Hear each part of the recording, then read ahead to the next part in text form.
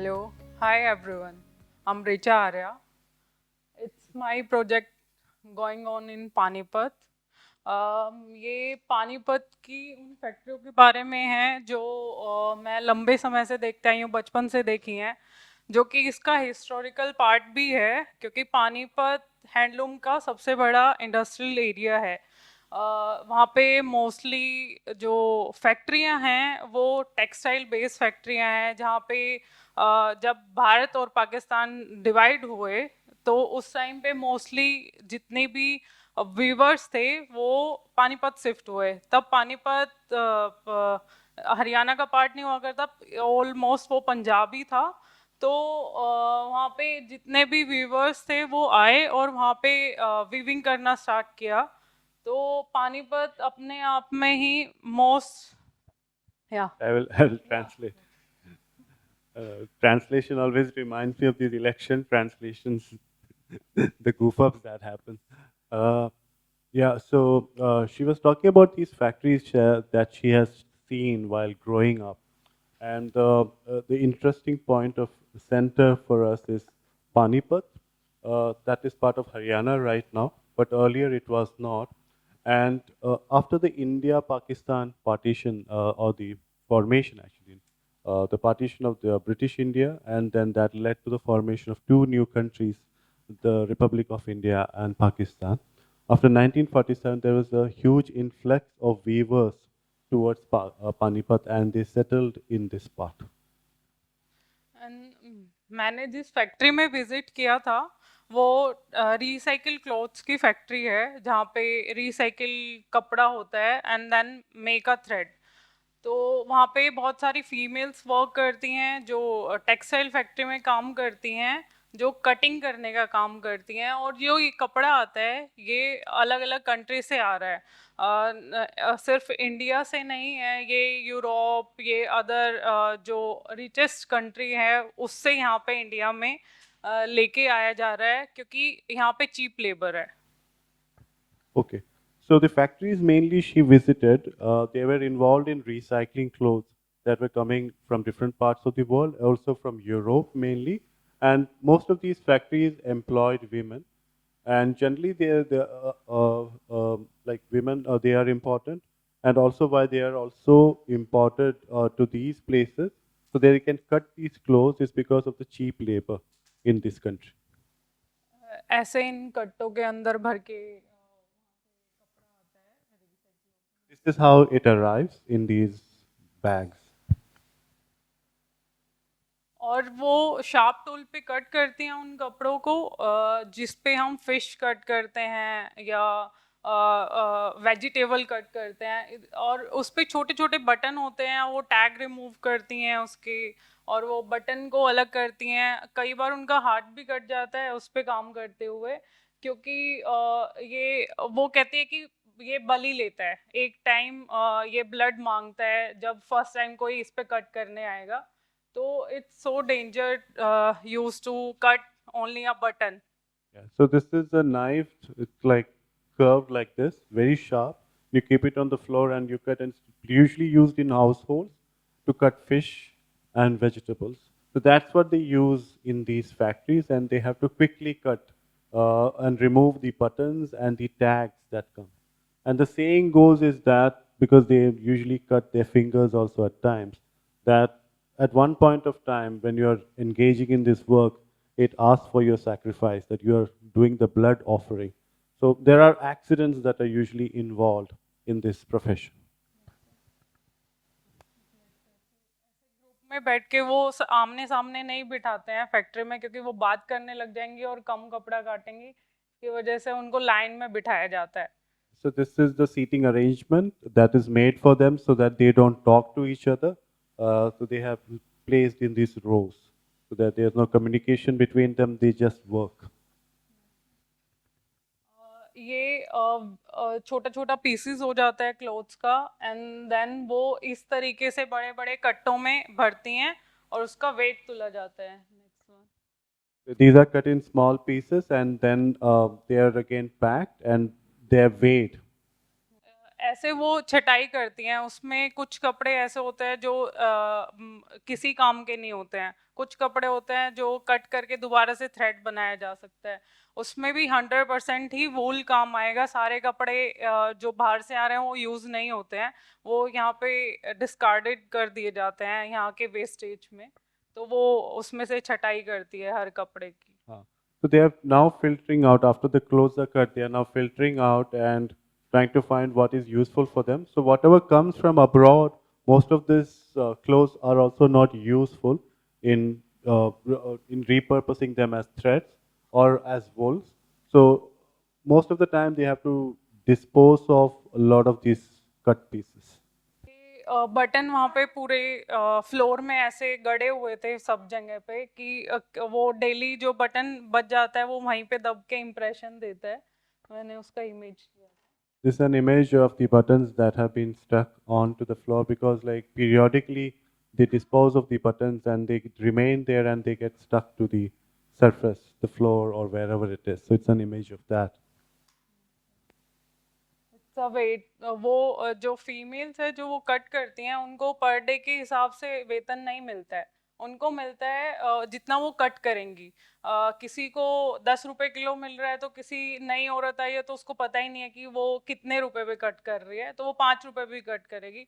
इसमें एक्सप्लॉइट किया जाता है एज अ वुमेन वर्कर, क्योंकि वो घर का काम करके आती है फिर देन फैक्ट्री में वर्क करती है और उसको कुछ पता नहीं है क्योंकि उनका कोई रजिस्टर मेंटेन नहीं है। वहाँ पे मेल वर्कर भी काम करते हैं बट वो मशीनों पे काम करते हैं, उनका पर महीने पे वेतन है, बट फीमेल का पर महीने पे वेतन फिक्स नहीं है। तो वो हाँ उनको, और वो इवन उनका फाइट भी हो जाता है जब वो छटाई करती हैं कपड़ों में कि कुछ वूल बहुत हैवी होगा तो कुछ वूल बहुत हल्का होगा, जो काट मतलब कटेगा तो सब पर वेट के हिसाब से वूल होता है। कई बार बहुत भारी कपड़ा होगा, कई बार बहुत हल्का कपड़ा होगा, तो उस पर भी डिपेंड करता है। So this is about the gender disparity in the payments that are there and also the working conditions. The male workers, they get the machines to work on. The women are doing this work as you have seen the images.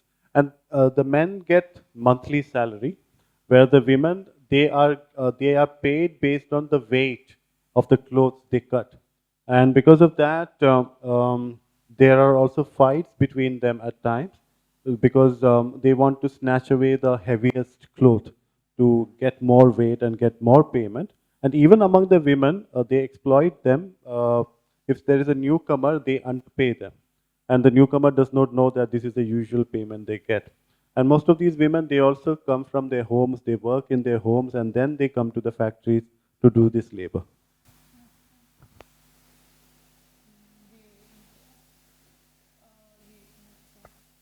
ऐसे वो छटाई करती हैं, उसको झाड़ती हैं, ऐसे groups में इकट्ठा हो जाती हैं and then वो झाड़ती हैं जो उनको कपड़ा चाहिए होता है उसमें से, झाड़ने के बाद देन वो This is again a filtering mechanism. So you can see the clothes that are lying around, and then they pick and select what they want.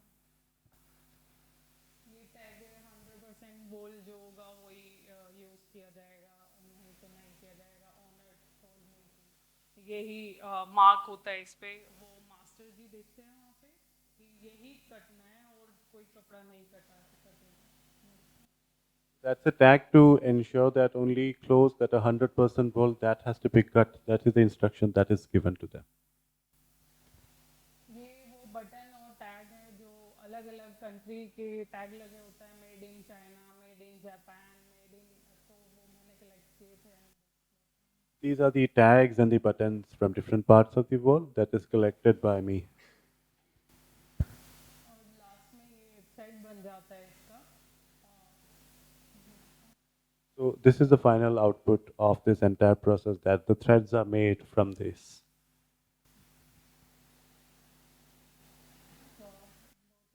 You can read, there's a work timings that are also mentioned here. Thank you, Richa. Thank you.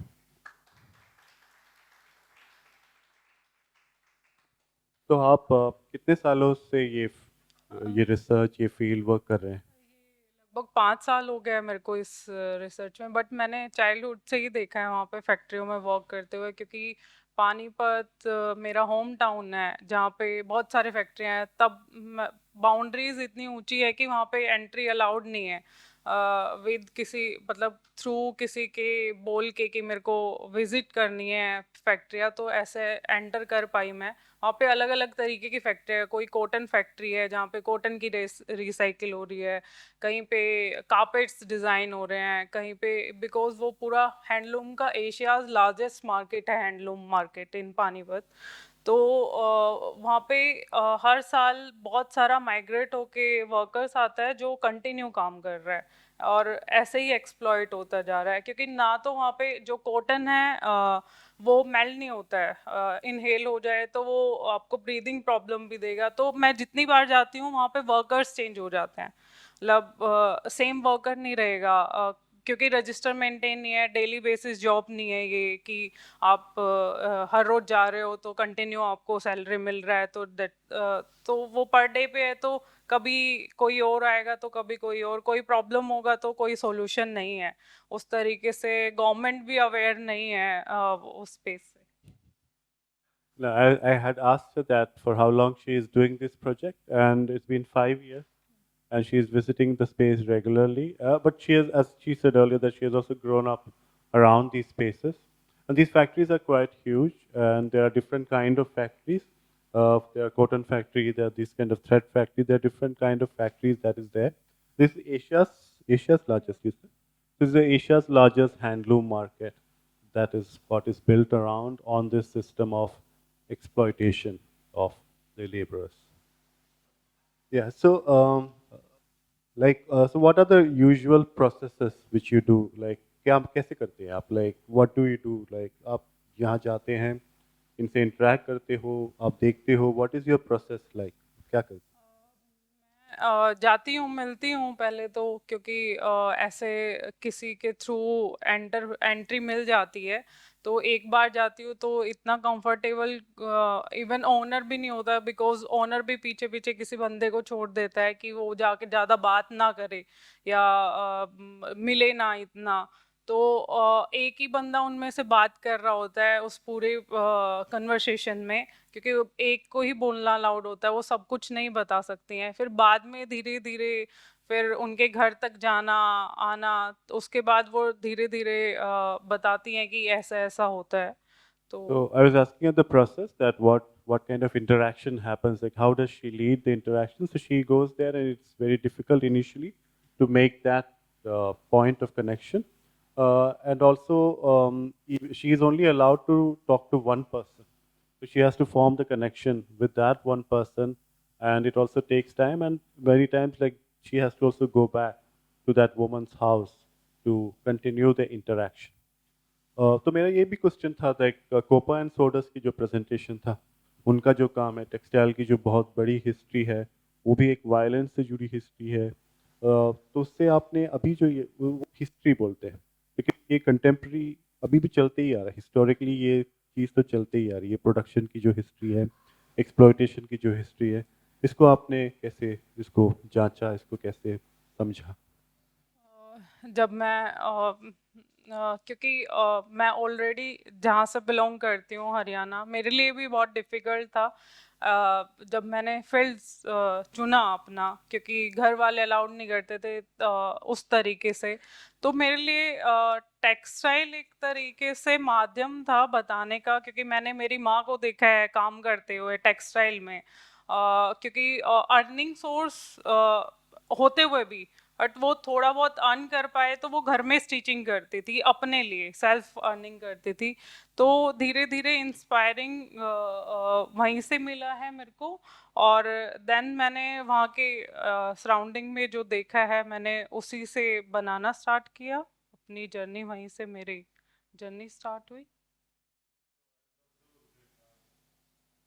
Trying to relate it with, sorry, I was trying to relate it with the previous presentation because there, that was also connected with the larger history of exploitation, but colonial exploitation too, but also the internal exploitation that exists within the colonized countries too, about the contemporary pervasiveness of this industry. And she was reflecting on how it's also closely linked with her own home, where her mother is also one of the workers on these factories, and she has been continuously engaging with that and realizing that particular history. So, no no no no हाँ ये नहीं नहीं मेरी mother घर में stitching करती थी okay, sorry. For Sorry, earning क्योंकि जिस कम्युनिटी से मैं बिलोंग करती हूँ जाट कम्युनिटी से वहाँ पे घर से बाहर निकलना इतना जल्दी अलाउड नहीं करते हैं तो वो घर पे रह के सब पैसा होने के बाद भी वो घर पे ही रह के स्टिचिंग करती थी कुछ अर्निंग के लिए और अपने आप को बढ़ाने के लिए कि देखो मैंने कुछ बनाया है या मतलब एक तरीके से मैंने स्टिचिंग को उस तरीके से देखा है घर में कि अप्रिशिएट कुछ चीज़ें अप्रिशिएट होती है एज अ वुमेन कि मैंने कोई चीज़ डिज़ाइन की है तो वो दूसरा फीमेल को दिखाती है तो उस तरीके से स्टिचिंग मेरे काम में इन्वॉल्व हुआ Sorry for that. The It's okay. correction is that her mother is involved at house in threading and stitching activities, and she has picked up from that and also closely interacted with the mother, and that has also allowed her to understand their plight and how they work.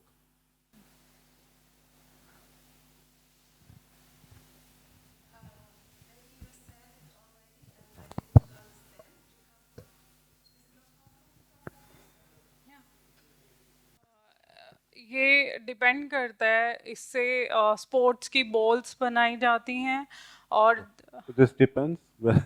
This depends whether it will go to Europe or not. They used to make what you call sports balls out of it to stitch those balls, the ball, the cricket ball, or football, basketball, whatever. They used to stitch right the ball, cricket ball. या in tennis ball Yeah.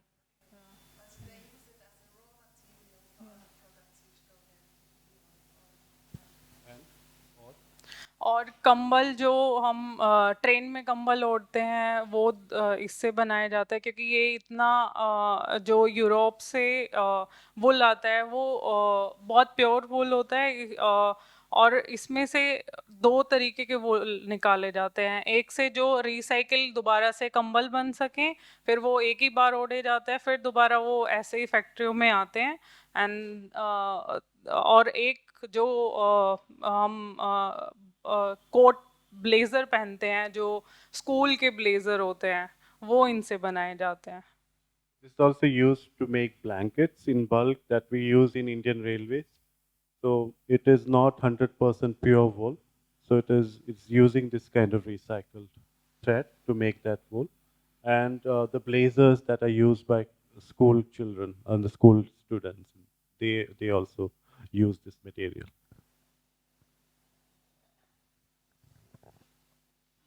Right, thank you for sharing the works and the presentation. मेरे बस तीन सवाल है जो of course related है छोटे से. One is that I'll also translate, but first is that is there a concept of unions for the workers who are there because the practices are so exploitative? Are they aware of the rights? Because you mentioned at one point of time वो कह रहे थे कि घर पे बैठने से अच्छा है कुछ काम कर ले so that they can make some money. One is, are they aware of the rights, and do they have these unions who control a particular opinion in the factory? And are there different unions for men and women? Because men are unka pura mahine par apna, they have a salaried expense, and women, as you said, they are more like a daily earners, right? So do they have that? Second is because you mentioned,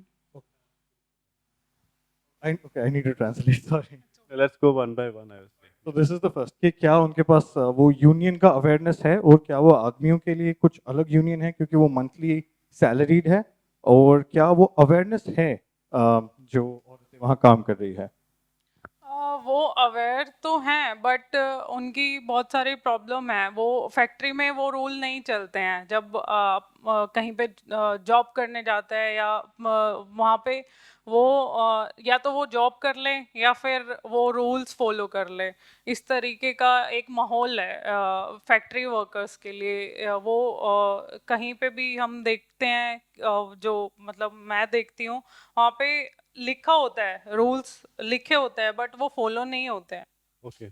So there are rules, but they are not followed within the factory. So the factory doesn't want to follow it. Factory doesn't want to follow the rules of the union and allow them to unionize. The second question is, you mentioned there's a constant check. But also, I'll- you're saying they are aware of it, right? They know that these rules are there. The second question is that you said they are aware. There is a check, right? As you said, कि जब आप अंदर जा रहे थे, there's this one person who would follow you and look at hear the conversations that you would do, or even look at, or merely observe from a distance कि आप क्या कर रही है. But these are photographs, right?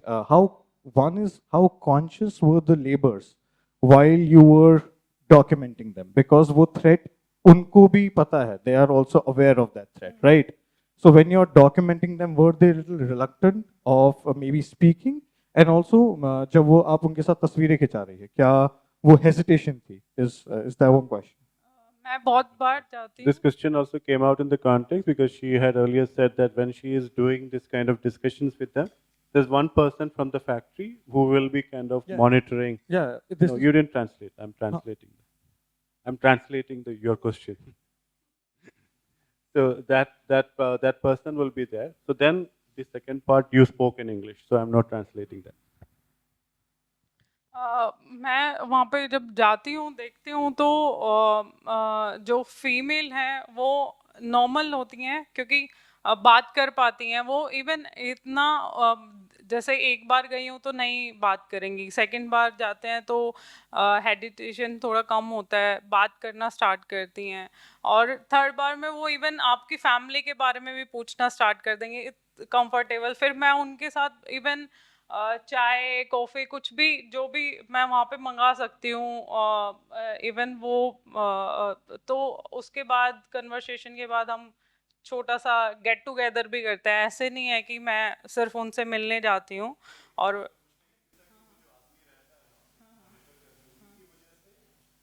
Because वो आदमी जब है वहाँ पर एंड दीज वुमन जो यहाँ जो फोटोग्राफ्स में है, जब आप इनकी तस्वीरें खींच रही है, दे आर ऑल्सो अवेयर कि somebody is keeping an eye. They are also aware कि कोई देख रहा है. And at times because it is the question of the livelihood, उनके मनी की बात है कि whether if somebody would question them, शायद उनको वो दिन का पैसा ना मिले, saying कि why are you speaking to somebody who is an outsider.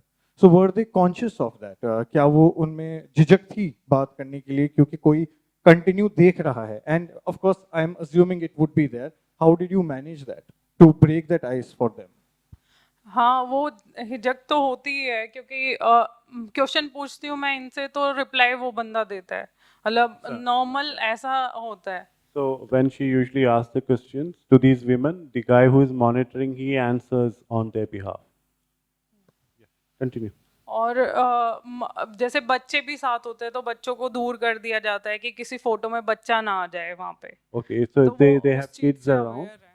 If they have kids around or they have brought the kids to the factory, they will ask the kids to be removed from the photographs because kids are not supposed to be in the factory. Yeah. Thank you. Thank you, Richa. Thank you, Gomi.